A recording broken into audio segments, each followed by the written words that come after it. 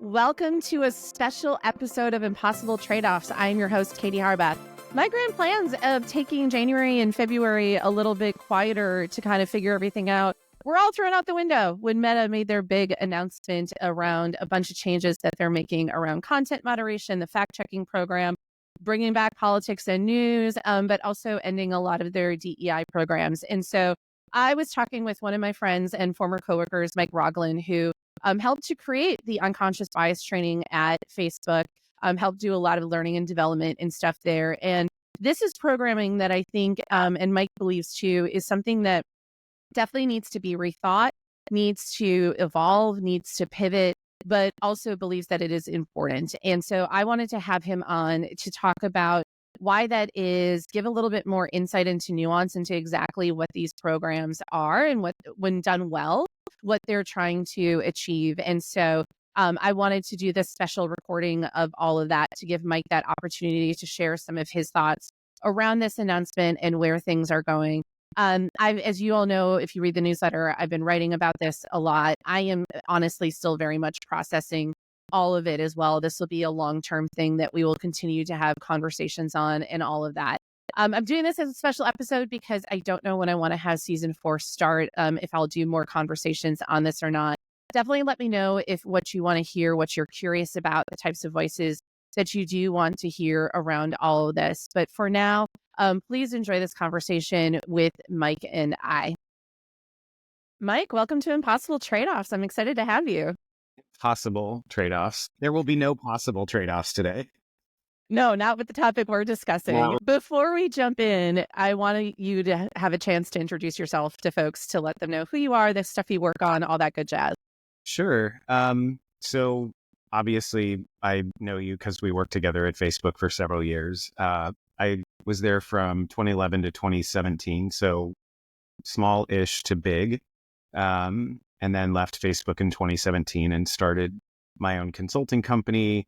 Have kind of dabbled all over the place in terms of industries and types of organizations that I've worked with and content that I've worked with, mostly leadership development and executive coaching. But obviously, with what we're going to talk about today, one of the key components of that business was also continuing the work on race and gender bias training that I had started at Facebook back in 2014.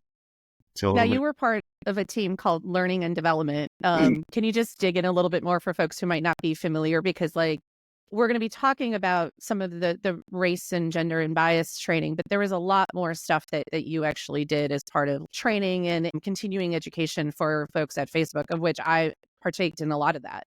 Yeah, you did. So yeah, learning and development at Facebook, what drew me to the company back in late 2010 was kind of their vision for what they wanted learning there to be. I've worked in lots of different organizations in different learning/training capacities.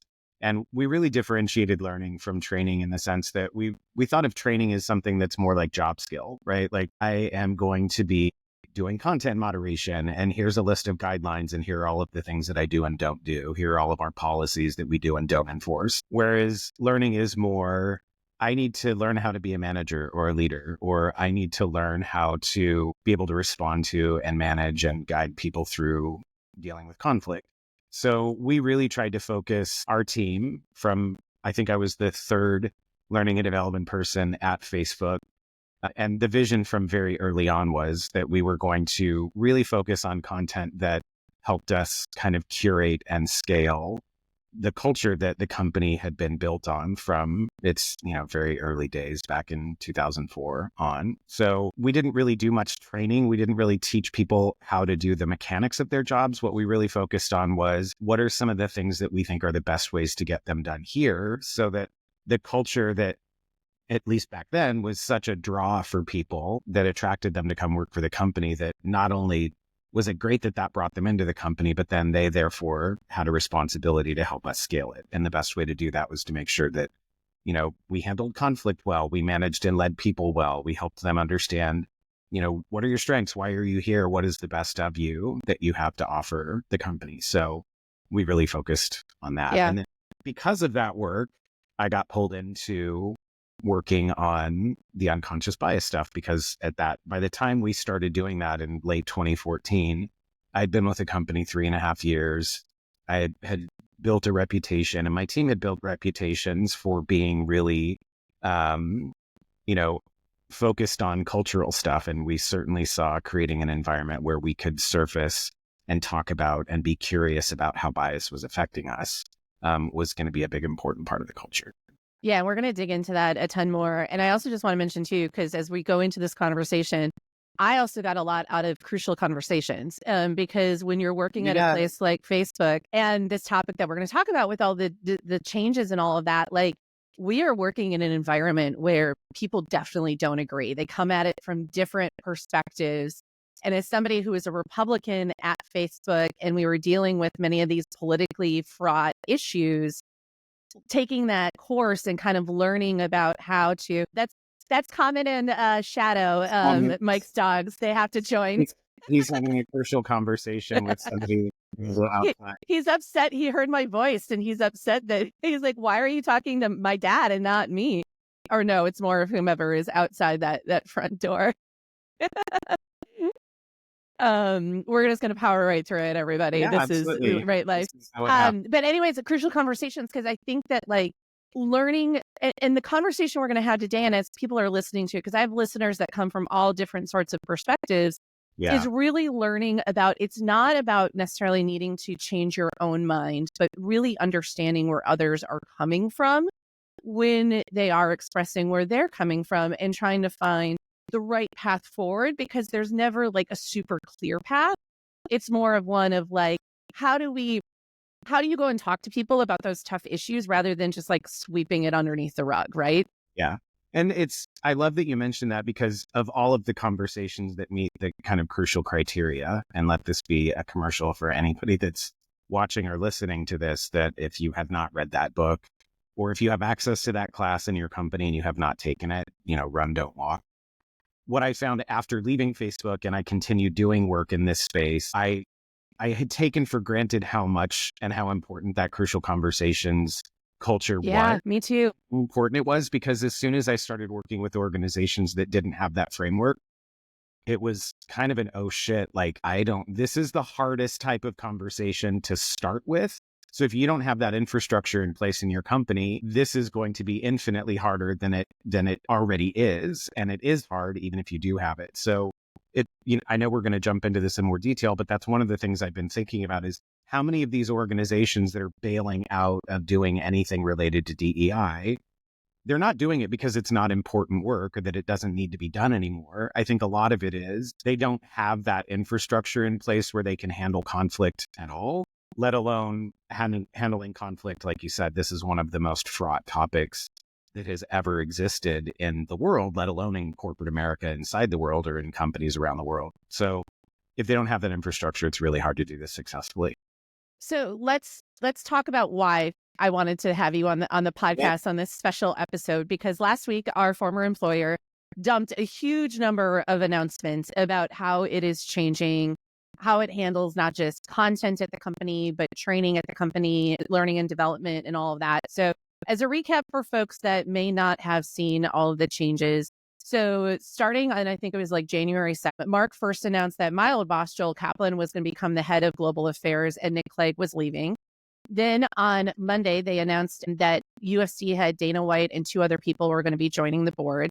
And then on last Tuesday, they announced a series of changes about how they handle content, including ending the fact-checking program, no longer demoting political and news content, severely paring back the proactive content moderation, allowing people to say more things on the topics of immigration and gender, including that women are property or transgender people are mentally ill, and moving their content moderation teams to Texas.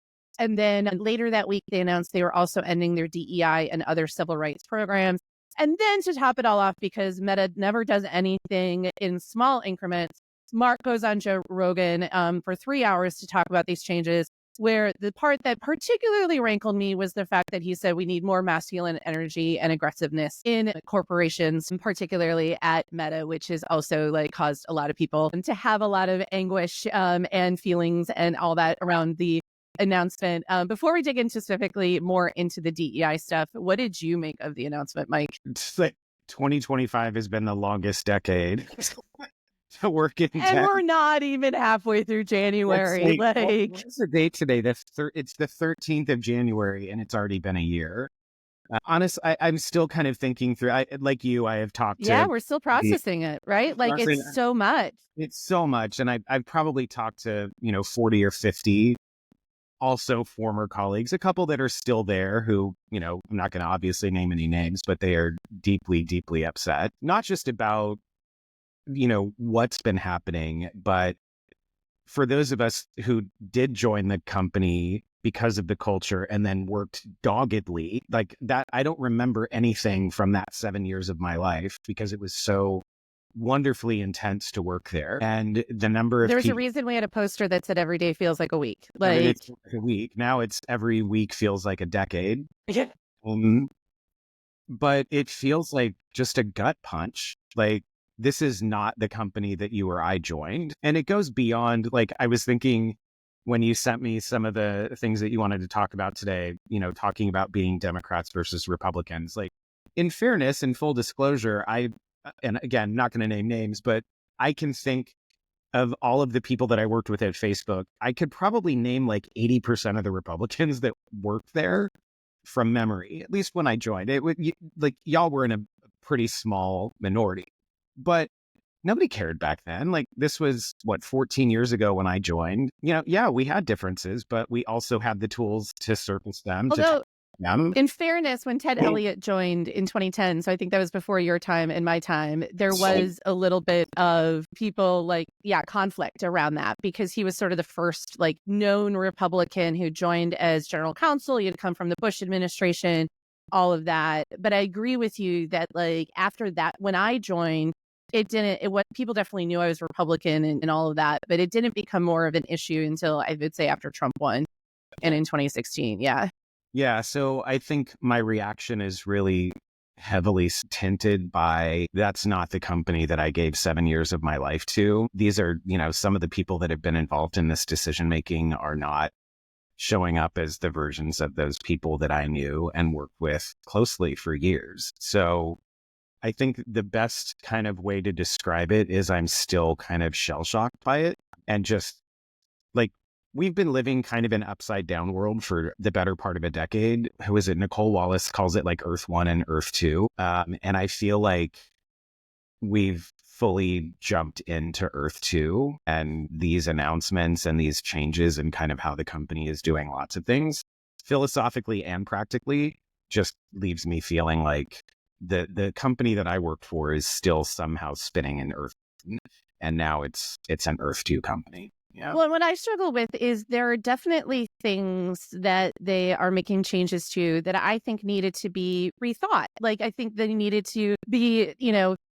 thought of taken to the next level or restructured, or because none of this was perfect, right? Like, the fact checking program is something that people are able to get their heads wrapped around kind of more than the other changes.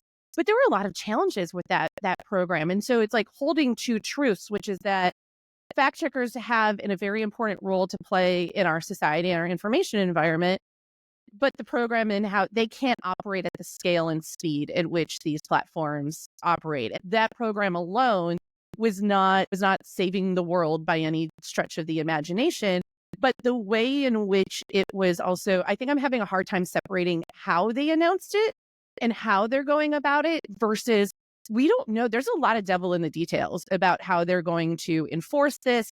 They didn't get rid of all community standards, and there's community standards that are going to be in conflict with one another, like there always are when it comes to this. And so, and because of the sheer volume of it all, I think it is, to your point, even those of us who've worked inside the company, and this doesn't necessarily shock us in terms of the volume of it, because we've done these hard pivots before in a very quick fashion. But to your point, the way that it went about, a friend of mine was like, there was an element of, it felt like cruelty to it that we haven't experienced, maybe I've experienced before. It's hard to know. We suppress some of these things that we've gone through in the past, but it's really hard to know exactly what impact this is going to have. And I think people are really also fearful of that, understandably so. Well, and I mean, you and I have talked about this one-on-one. Like, I don't think anybody has ever accused Facebook of doing an outstanding job at PR during communications, right? Like, even as an employee, there were times where I was like, did we really position that thing that way? Like, does anybody here ever talk to people outside of the company or outside of the tech industry? Um, and in every single thing that I read on the internet this last week about all of this stuff, it all goes back to, well, this site was, started as like a stolen idea and hot or not ripoff for, Mark to rate hot college girls at Harvard. They never got over that. Like they never have forgiven him for that. They've never restored. He started really rebuilding some trust over the last couple of years. The company, I think, had done a good job. I mean, you can look at the stock price and see how the market feels about it. But people have never, ever trusted Facebook, now Meta. And so everything that they do, they are starting from a handicapped position of people who are inherently distrustful of us. And, it's like one of my favorite quotes. I don't know that it's in Crucial Conversations, but I kind of co-opted something from it. And it's one of my favorites. Like, the best way to stop people calling you an asshole is to stop acting like one. And the best way to get people to stop thinking that your intent is nefarious and that you're trying to do evil stuff in the world is to stop doing stuff that is evil or that at least looks like it. And I think that they have underestimated, and maybe they're so big now that they don't care. They've underestimated how important that baseline of trust is, because it's not there. And when it's not there, everything that you do is automatically going to push people into the dark place of like, well, they're just being evil again. Of course they are.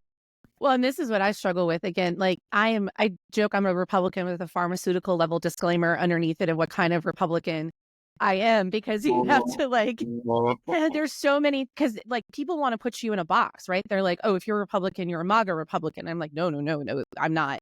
I'm not that, but I'm not wild that Donald Trump's in the White House, but I'm okay with John Thune being majority leader of the United States Senate and stuff like that. And so I struggle with, again, going back to, I think there are elements where we did go too far, maybe on taking some stuff down. I think we made the best decisions we could at the time of what we were trying to do. I think it would behoove people to remember that hindsight's 2020.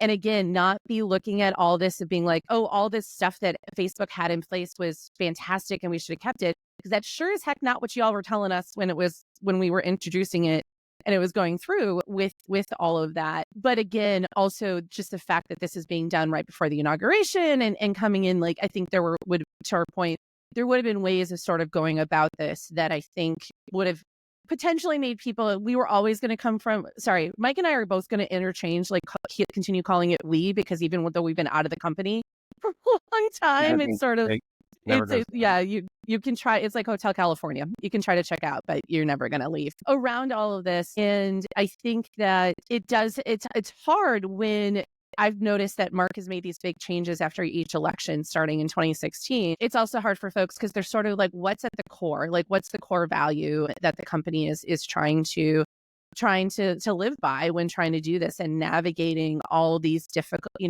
differing perspectives of what the company should or should not be doing around all of it. And so people, the reason too, I always said too, the reason people are also so upset is because of how influential these platforms continue to be in our lives. Like, if it wasn't influential, people wouldn't be getting upset about it. People don't get up in arms about stuff that doesn't matter. So yeah, it's like, these are consequential platforms by the sheer nature of them existing. They have a huge responsibility to be thoughtful about how they do all this. As you were talking about that, it made me think back to and I quoted him on this for years afterwards. I still do. I remember vividly somebody got up and asked him at Q&A one day, as the company was starting to get really big in terms of headcount really fast. Somebody got up and asked him, like, aren't you worried that our culture is going to change? And I had always told people that I thought Mark was shortchanged in terms of his understanding of organizational dynamics. I still believe that, which is why some of these things actually upset me more, because I think in some ways he knows better. But so somebody gets up at Q&A and asks him this question, are you worried that as the company continues to grow that our culture is going to change? And I thought his response was brilliant. He said, well, of course our culture is going to change. Like, you can't double, triple, quadruple the size of the company. And we were doubling our headcount every year that I worked there. The company, at the end of every year, the company was twice as big as it was going into the year. And he said, yeah, of course our culture is going to change. But if we're good, and if we really stay true to ourselves, our values won't change. Our culture will, but our values that guides that culture won't.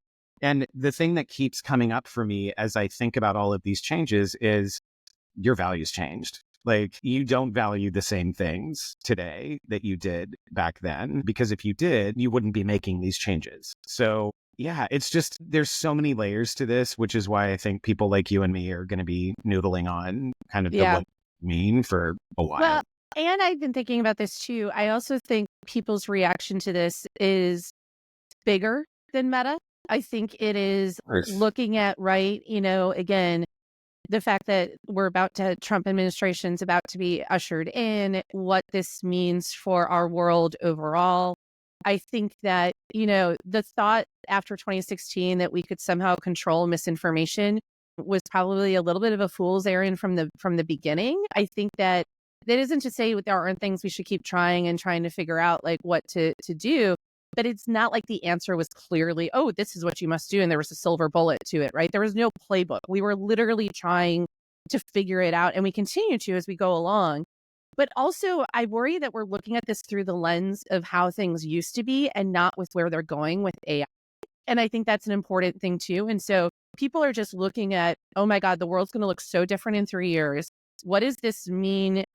What does this mean for my overload of information, how I'm going to be consuming it, how I'm treated online? I mean, I've gotten all sorts of internet, hate and love from all sorts of directions on that. And that plays a big role, does a big mental toll on you, in what that should look like. And so I think too that there's a lot being prescribed to this announcement.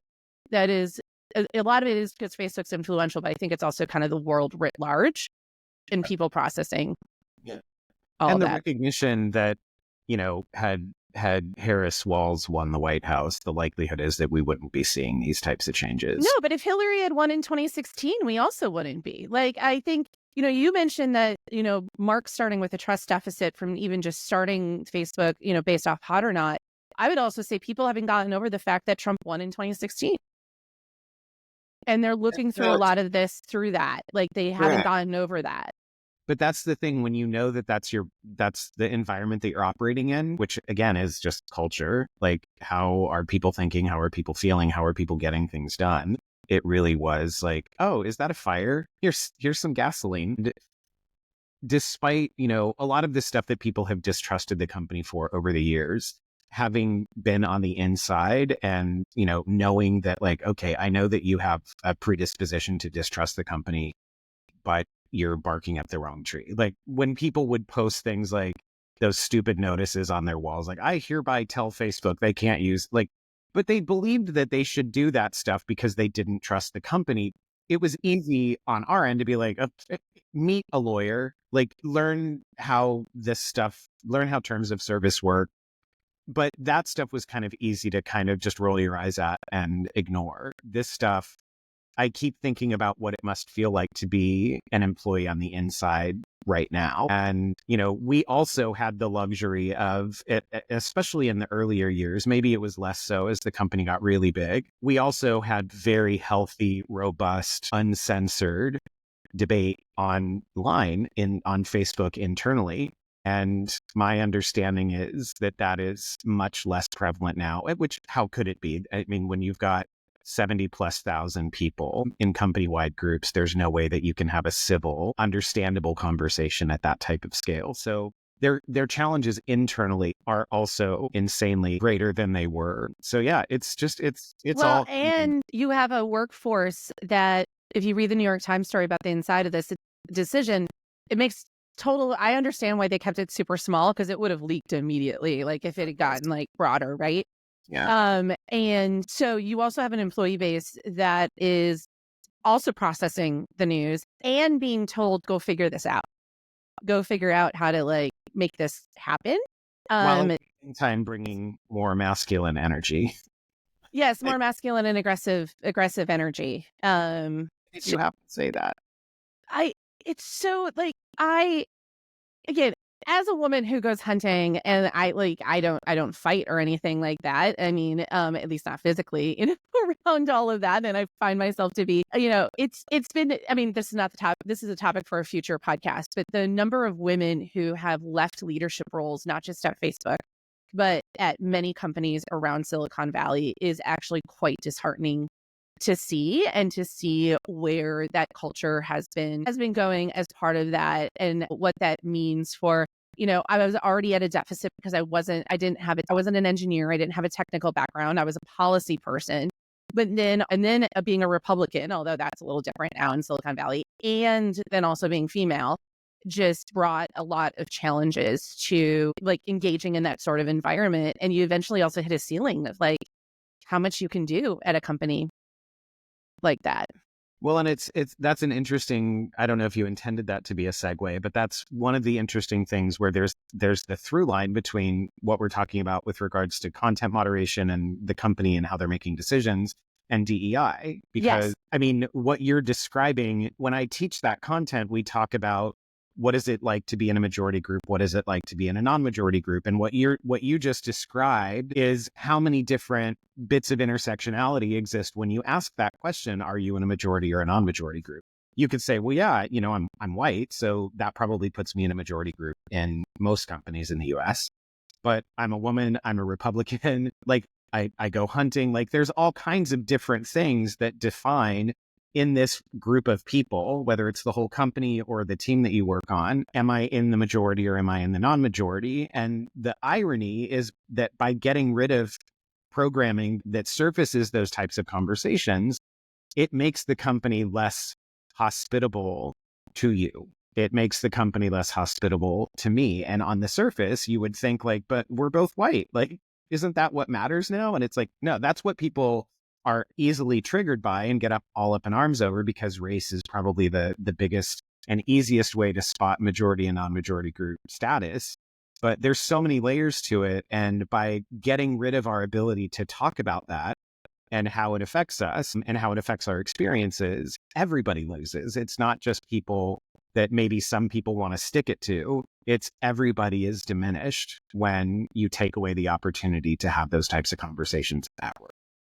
So that is a great segue into unconscious bias. So walk us through what that program was, how it started, how you kind of thought about developing it, all that. Yeah, so we had some kind of an unconscious bias program training. I don't know who developed it, but there was a training that was being done on kind of a small scale at Facebook. And the lore behind the class is that Sheryl Sandberg went and attended one of those sessions and just vehemently hated it. It just was like, no, like this is an important topic. This is not the way that we are going to do it.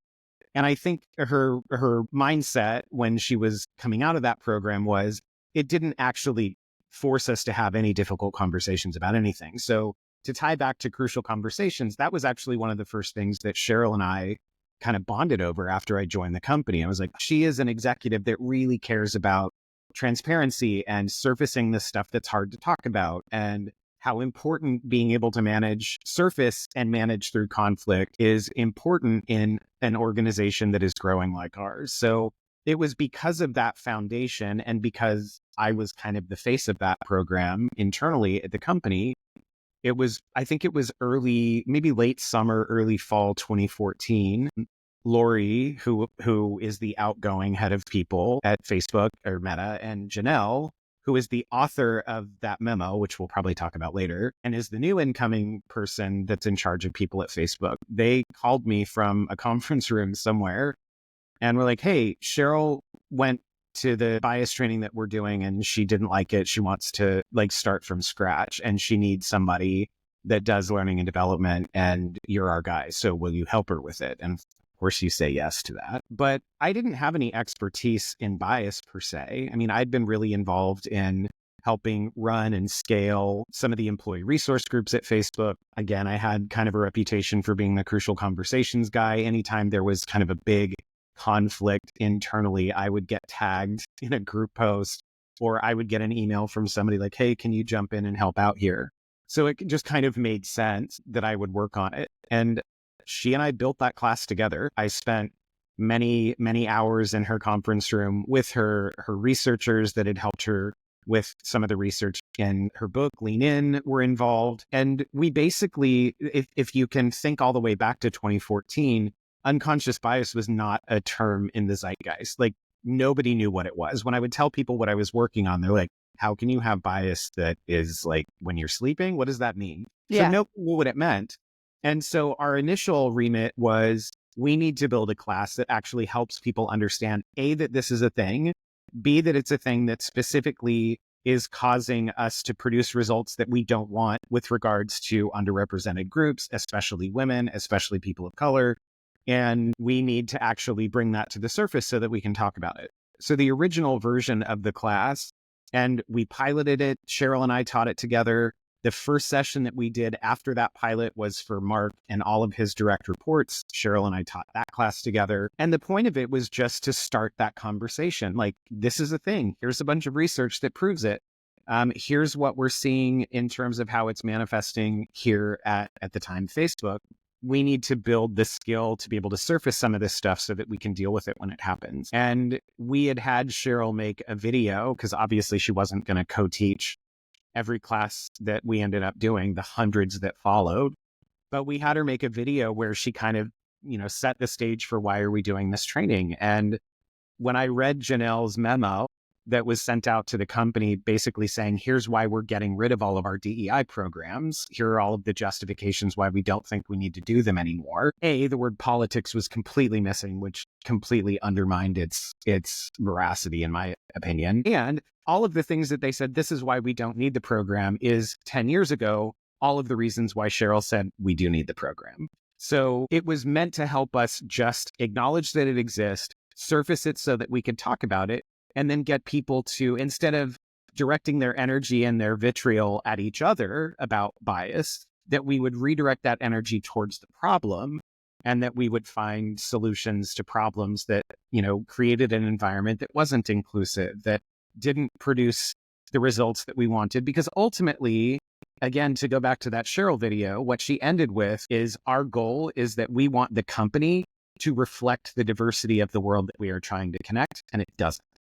And so they haven't achieved that goal. No company has. So the fact that they're now saying, oh, we don't need this, or, oh, we're going to get rid of, the hiring processes that we spent years building and putting into place to help us do a better job building a more diverse company. The fact that they're throwing all of that away, the only thing that I keep coming back to is, but you didn't accomplish there is no finish line with this work. So you didn't achieve that result. And the fact that they're blaming policy and the legal environment and didn't once mention a shifting political wind, just, to me, makes the whole thing so disingenuous. But that's where it started.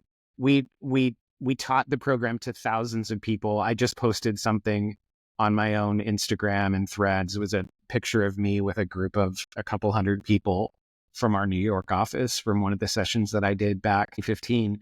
And we launched it. It was mandatory for everybody. And it was a really fantastic conversation starter. And I'm very sad that they have not only gotten that training, but gotten rid of all of the programs that people that went through that training came up with new ideas about how to get things done to make a more diverse, inclusive company. And now they're throwing all of that out, which I think is just incredibly, incredibly stupid. Yeah, what I appreciated about the training, the way you all did it, is it wasn't just about one thing. It was not just about race. It was about broader things. But there was also this quiz, and I think this quiz exists online that others can take it. So I'm going to find it and put it in the show notes. Because this is the thing that I think at least very much opened my eyes. Because when you first hear about it, right, I'm sure folks listening to this are like, again, what the hell does unconscious bias mean? What do you mean unconsciously? No, I'm inclusive. I think I try to very much make sure that I'm, thinking about this and all this. But when you take this quiz, you realize just how deep-seated some of this stuff is based on how you were brought up, the society you grew up in, the culture you grew up in, et cetera, that I think made a lot of people be like, oh, maybe I do have something I need to work on here around what this looks like. And again, it's not necessarily saying that you didn't approach it like some people I think feel like around this stuff, it's being like, you're a bad person, right? Like that you're not a good person because you have these biases. And if you were a good person, you wouldn't have them at all. And that's not at all how you all sort of approached it. It was like, we just need to acknowledge that we all do have this. And we're just asking you to have that, be conscious about it, about how it might be manifesting itself as you're going about your arc. Yeah. Well, so I think what you're talking about is the project implicit stuff from Harvard. Yeah, probably. Yeah. Yeah. And those tests really were meant to, they don't measure bias per se, but they do measure unconscious associations. And one of the things that was, I think, really brilliant about how when I was teaching this class with Cheryl in the very beginning is one of the implicit associations that you can tests how your brain kind of responds to the connection between gender and work, right? And so and women especially love taking this test in my experience because it basically measured, does your brain kind of naturally want to associate women with things that we typically associate with being homemakers and caretakers? And do we typically associate men with things more related to work? And the vast majority of people do. They associate women with things outside of work or outside of like a corporate job. And they associate men more with stuff that has to do with work, men and women alike. And it's because of exactly what you just said. We all grew up in the same world. Like our brain is constantly taking in a deluge of information and filing it away without our active involvement. So those unconscious associations are the shortcuts that can both make us really successful, right? Like your lifetime of experiences in the realm of politics and safety and content moderation allow you to look at a situation and be able to pretty quickly know what's going on, maybe what should I think about this and what should I do? And so a thing that can be a big strength, our brain's ability to just move quickly, can also be a weakness if that quickness is actually sabotaging results that we care about. I learned over time to lean more into that as kind of an inroad into a conversation about bias, because I think most people are willing to get curious about their own brain more than they're willing to entertain, and this is why I think a lot of, by the way, DEI efforts failed. There are a lot of people out there who thought that doing DEI work meant going and gathering a group of people into a room and saying, here are all of the words that you can't say. If you're part of this group, you're a part of the problem, or maybe the entire problem. Of course, that's not going to work. Nobody wants to be told that they're an awful person, especially because the results that they're generating are because of things that are so deeply enshrined in their kind of view of the world that they don't even know that they have, that they're producing those results. But well, and you can't change some of the, like, we can't change that we're white. Like, we can't change. I can't change that, well, gender's a much more complicated thing, but like also, around all of that. But I think, and this takes me to the next question I wanted to talk about, because one of the challenges I had in taking this course with not you, but other facilitators, they wouldn't talk about ideological diversity. And I would ask questions around, particularly being a Republican, being like, well, wait a second, like, you're saying, like, can we talk about that? And they wouldn't even address it. Like, it was like almost like I immediately felt unwelcome in that room because, to your point, it was making me feel like I'm the problem. And so this is meant for you need to change. And I'm like, no, I feel like this. And so I think that's part of the reason this work has gotten a lot of criticism, particularly from Republicans, because to your point, they think it's being brought into a room, being told these words are okay, these words are not okay. This is what you need to be doing, and sort of like making you feel like a bad person as part of that. Where do you think some of that criticism is warranted around this work, and where is it not warranted? So I'm going to get back to what we talked about at the very beginning, kind of how I view training versus learning differently. What you're describing to me is somebody that is a trainer that comes in and says, here is my agenda. This is my content. These are my slides. I am basically going to impart all of this information to you, and you are going to learn it, and then we're going to be done for the day. And I am not equipped or interested in entertaining any pushback or any question that is not in my notes or that I'm not prepared for, because that's not my role. My role is to present information. Your role is to absorb it, and then we're supposed to leave.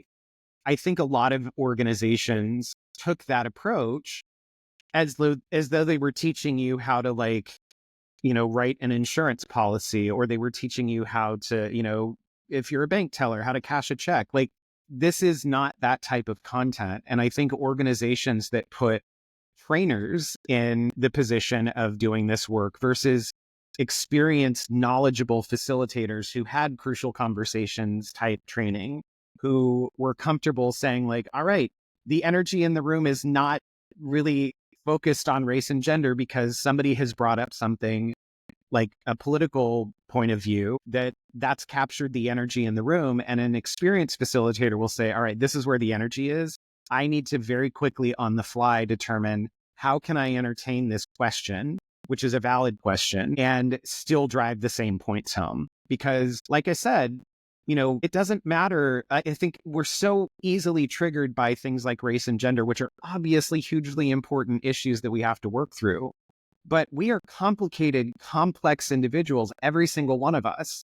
And any person that walks into a room full of people and feels othered because of something that is a part of who they are or a part of how they see the world, that is a conversation that we have to have. Because if you are feeling that way when you come to work every day, we're not getting your full contribution.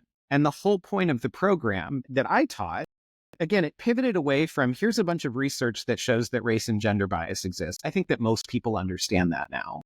Even if they don't necessarily agree with what to do about it or how harmful it is, I think most people, even the staunchest, like, this isn't a thing white person, if you ask them, well, would you rather live your life as this type of person that with this skin color or this gender or this ethnicity, most of them won't say yes. So they get it on some level. But what I pivoted, the reason I pivoted away from that is because I realized very quickly that, especially after leaving the confines of Facebook, where we had that baseline of crucial conversation skill, was I have to actually focus less on the types of bias and more on, what does it feel like for anybody who is in that position where they feel like they are an other? And how do we create an environment around that individual where, if they feel that way, we can surface it, we can be curious about it without being accusatory, and we can talk about, well, if that's not working for one person, it's not working for the team. So how do we fix it? And so I think that's where it went wrong. In the education space, there's a whole bunch of stuff from a policy perspective that's different. The communication of it in particular, like the number of people that believes that organizations are going out there saying, we're only going to hire women, or we're only going to hire people that are, white and 32 and went to an Ivy League school. Like, people believe that quotas exist, and they really don't. In most cases, except in the government, they're illegal. But communication and the way that this training, the learning component of it was rolled out, I think was fraught with difficulty from the beginning. You can't just be passionate about it. You can't just have a set of slides that, even if all the data in the slides is right, if the delivery of it isn't good, it won't be effective. And I think, as we've seen, it also oftentimes backfires. And I think that's what we're dealing with now. I think, for people like me who do this work and who are in this profession, I think we have to have a pretty deep soul searching about, why is it that despite so many positive intended efforts and so much work that has been done, in many ways, we're actually behind where we were 10 years ago. And I think, if we're willing to have that conversation, if we're brave enough to have that conversation and put all of the skills that we were trying to teach other people to the test, then I think we can make some progress. But, in no case is doing the things the way that we've been doing them going to work going forward. Yeah, I think that, again, when I was writing the questions for this, I hadn't thought about how important that crucial conversations thing is, because, again, people want to see this very much as black and white. It's very hard to even think about, how do I approach this conversation without getting my head bit off by somebody, right? And one of the things I love so much about being friends with you is we have a lot of differing opinions on a lot of different things, right? But we are able to kind of dig into that nuance and have those really tough conversations. And to your point, we come at it with a curiosity. We're asking questions. We want to better understand. I love that people like you and others will call me up who are definitely not Republicans, but they'll be like, I want to talk to somebody who doesn't think like me so I can try to understand Yeah. like what this Yeah. means and what this looks like. And there's so many, whether it's not just the DEI stuff, but the content moderation stuff, the speech stuff, right? The speech versus harms, all of those types of things. When I talk to folks that have like even that work at these companies, but also definitely the ones that don't, I try to get, this is why I call the show Impossible Trade-offs, because I'm like, okay, I know you hold both of these things to be very important values to you. I'm now making you pick between them. And they're like, I don't, oh, no. Like, I don't want to do that. And I'm like, so you're criticizing us for making that value choice, but you yourself will not do the hard work of understanding the value choice that you would do to be able to better have that conversation with us about that. And I feel like that's where we're at right now with so many of these things is that, and rightfully so, because you don't want to be dragged in front. I know many of my friends that have been dragged in front of Congress for hearings. They've been attacked online. There's so many things that have been done to silence people about even having these conversations that I get it. People are feeling a little frozen right now of like, what do I even do? What do I, I don't want to make a wrong step and become the next target of Elon Musk and like the X-verse of coming after us. Yeah. Well, and I mean, I talked to a couple of people, senior folks that are no longer at Facebook/Meta over the weekend, because as you and I talked about, I've been pinged by a ton of reporters who I'm a little bit naturally weary of. But I'm like, this actually is really important. Like, I left Facebook almost 7.5 years ago. I have no idea what the inner workings of the company are like now. I've made a very specific concerted decision to not really talk publicly about a lot of stuff because, again, when I left, I wrote a book. The only people that wanted to talk to me from the media basically were like, if you don't have a juicy story about Mark or Cheryl or something to reveal a company, we don't want to talk to you. So I was like, all right, fine. I'm happy to let the work speak for itself. And I kind of adopted that as my mindset. With this stuff, I feel a sense of obligation to speak up about it because, as you said at the beginning, this isn't just something that is limited to Facebook/Meta. This is something that, ironically, the reason that we built that training 10 years ago, and then we put it on the internet. Like, you could go to managingbias.fb.com for years and see the training there. We open sourced it because we wanted other companies to follow our lead. They took that training down sometime last year. The website just disappeared. And now they're doing the opposite. They're basically saying, like, get rid of all that DEI shit. Like, we don't need this anymore. And other companies are now following suit in that vein. So I think we did the right thing 10 years ago. I think they've been doing the right thing for as long as they've been, doing this training and continuing to iterate on these programs. And so I feel like speaking out about it is a must. Like, we can't not talk about this stuff. And especially people, frankly, that look like me and look like you, we have to talk about this stuff because the power dynamic has not shifted significantly in this country. Like, it still needs to be white men in particular, but also white women that need to stand up and say, no, the diversity and inclusion conversation is not done. And at the same time, recognizing that we need to broaden, like you said, we can't just talk about race and gender. Those are the two areas that are the easiest because there's the most research and it's felt by the most people. But there's so much work that we need to do. And I think the two things that I'll kind of reinforce about what you just said is, one, we need to stay more curious than we have been. Everybody is so certain that they know the reason why everything happens anymore. And it's just exhausting because they don't. So we need a lot more curiosity. The other thing, and again, if your viewers, readers, listeners have not read Crucial Conversations, please read it just for life skills. But one of the things that I always come back to from Crucial that really guides this work, it saved my ass when I'm standing in front of a room full of people that might be turning a little bit hostile about any type of content, but certainly this content.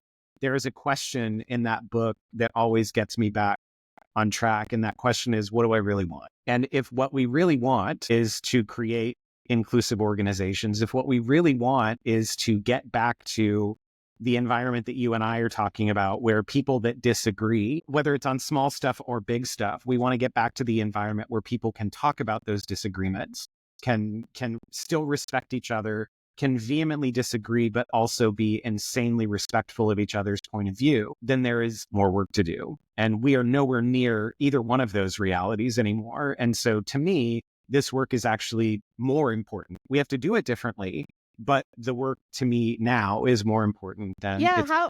How would you like it to evolve? I'm curious about that. And you may not have, I'm not expecting you to have all the answers right now. And don't know if we'll ever have all the answers, but no. kind of how are you thinking about that and like next steps?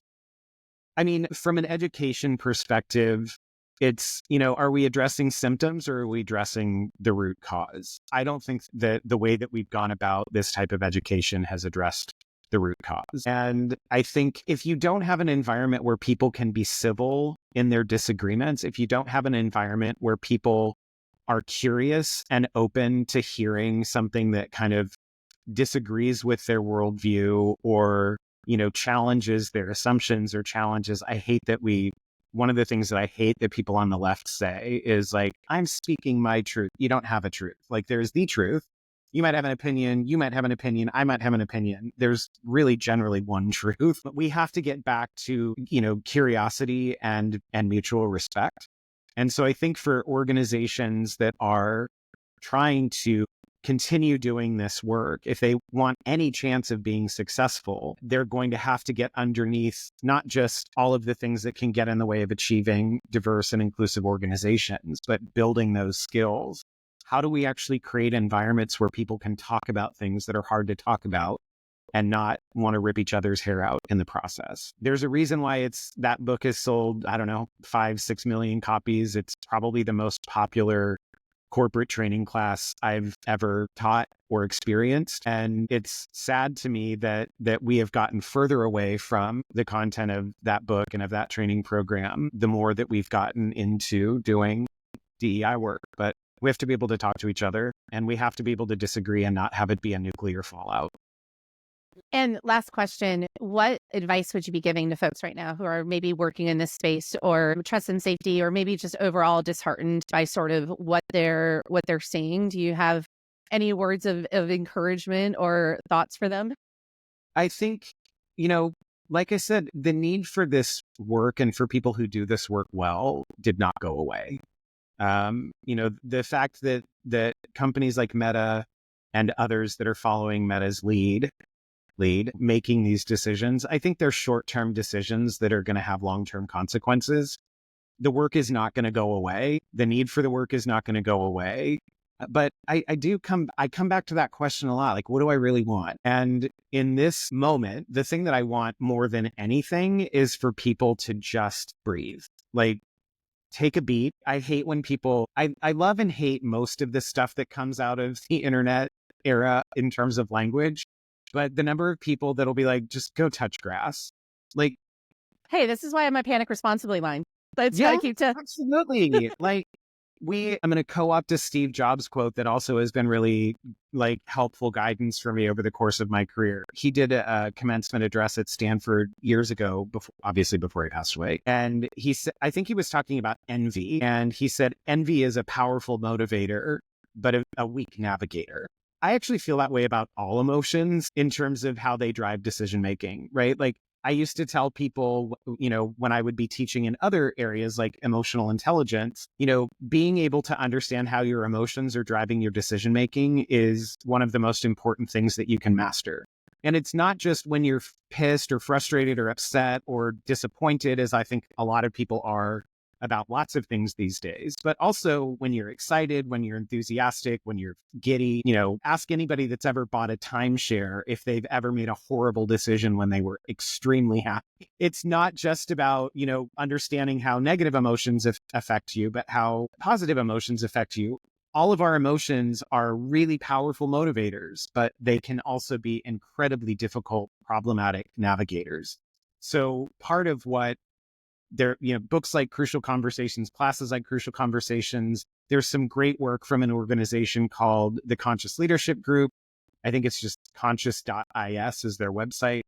That really I also like the book, 5 Dysfunctions of a Team. Dysfunctions of a Team, Patrick Lencioni, also just a mainstay for people who do what I do for a living. But really understanding that, how we respond to all of this, constant shitstorm of stuff that's flying at us is as important, in some cases more important, than what's actually coming our way. And it's the only thing we can control Only thing that you can control. is our response to all of this. Like, I started talking to people about it near immediately, but I'm also trying to hold space for myself, because I think every day, and even in this conversation, start to think, like, process it a bit more, and like be thinking about, like, okay, what does this really mean? How do I want to think about it in terms of moving forward? Why I wanted to have this conversation, because again, I think that there is a role for, I can be a Republican and also think this work is important, right? Like, and I think that people are very Yes, much want to like absolutely. put people into their boxes of being like, oh, you can't be for this and stuff like that. And it's like, no, there's actually a way to think about doing this that stays true to our values, in thinking about it. But it's very hard to go kind of against the tribe, and where the tribalism, like, Yeah, I tribalism will be the death of all of us. And we have to break free of that. We have to be willing to have conversations with people because, on everything that we've talked about, you and I are in really solid agreement. So, like, use this as an example. Like, when you actually care more about talking about issues and maybe finding ways to think about them, and certainly finding ways to solve them, the only way that you're really going to be able to do that effectively is if you focus more on what you have in common than what you don't. And I think, in addition to that, the other thing that I'm thinking in terms of advice that I have for people, check in with people who are really emotionally affected by this. It's easy for people like me who are white and male to say, like, oh, this will blow over, it'll be fine. I hope that it will. There's work that we have to do, myself included, to make that a reality. There are people who don't look like you and me that are very, very significantly impacted by this. Even if that impact is at this point just emotional, not practical, there are very real impacts to people, like you mentioned, being able to call women property or be able to call trans people it. That's some really heavy negative shit. And so if you know that there are people that are affected by this, you can have a conversation like this with them and just say, tell me what you're thinking. Tell me what's going on for you right now. You don't have to have a solution, as much as just being a good person and being a good shoulder and recognizing that if they want to talk, make some space for them. I was doing the Cynthia Erivo, Ariana Grande holding finger yes. hold for chronically online Wicked fans. But yeah, like, I really believe that things like this happen, create opportunities for us to kind of reinvent and do better. I am disappointed that an entire industry that prides itself on identifying really gnarly problems and just constantly iterating until they find solutions or make meaningful progress has decided to say, no, these are two problems that are just either too big or we don't care about them anymore. But you have to kind of just say, all right, well, you're wrong. The work has to continue, and it might not get as much support. It might not be as en vogue today as it was when we rolled the program out 10 years ago, but the work continues. Yeah, and it goes through cycles, right? I think that we're not going to ever go back to the way that it was, but it's also not going to stay where it's at today either. Because, like, I even look at more broadly, like, how popular now it is to be a Republican in Silicon Valley and do all of that. I remember not too long ago where expressing any of those opinions was incredibly unpopular, and you didn't want to do it. Like, I would have people pull me in a room and be like, I'm a Republican too. And I'm like, okay, that's okay. Like, but they were so afraid if their employees would find out, and like what that would mean for them. So it's hard when you're going through it in the moment to like be like, because I even remember too, like when I left Facebook, you were like, it's gonna be fine. There's grass on the other side. Like, but at the time I was like, but no, I don't know. Like, I feel like that's the only thing. So I say that to, I think people find hope and solace in a lot of different ways in thinking about it. And I'm so grateful that you're my friend and that you agreed to join us and have this conversation, because I think it's an important one that we need to continue to have, and need to find the right ways in which to have it so that we're not coming at it from such a highly emotionally charged place. Yeah. And again, if we can relearn how to chant, because this is an emotional topic. People should be upset about what's going on.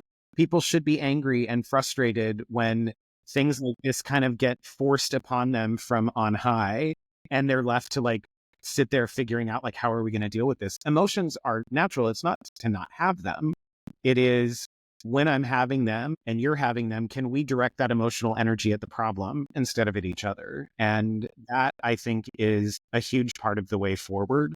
Can we learn how to be not just emotional, but the key word in emotional intelligence is intelligence. We all have emotions. We're not all intelligent, and I'm not always intelligent about them in the right circumstance. But can we get better at not letting those emotions take over the conversation from the very beginning? And can we learn how to channel those emotions into problem solving? And I think we can. I think, this is going to be a really difficult couple of years ahead of us. It's probably going to get a lot worse before it gets better. I don't think that we have people that are really serious about solving problems coming into the federal government right now. And clearly, I don't think that we have people that are serious about solving these types of problems in big parts of corporate America. Because again, it's not just Meta. It's Walmart, it's Microsoft.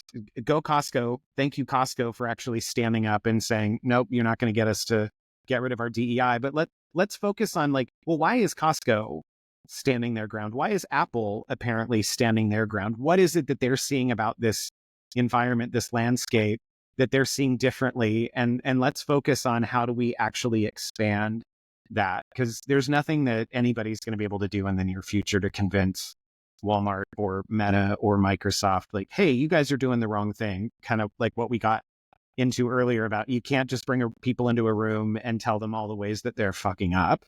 Pardon my profanity. But if you can say, hey, but Costco's still doing it and Apple is still doing it, and there are probably lots of other organizations who are not as public about their support that are still quietly doing the work. Let's figure out how we can kind of replicate and scale what they're doing, because they might actually have a smarter way of doing it that isn't as fancy or met with as much fanfare, but is enduring. And ultimately, that is the goal, that we build environments and cultures and organizations that when the political winds shift, they stay the course. So yeah. I'm hopeful. Well, Mike, thank you so much for joining us. Always.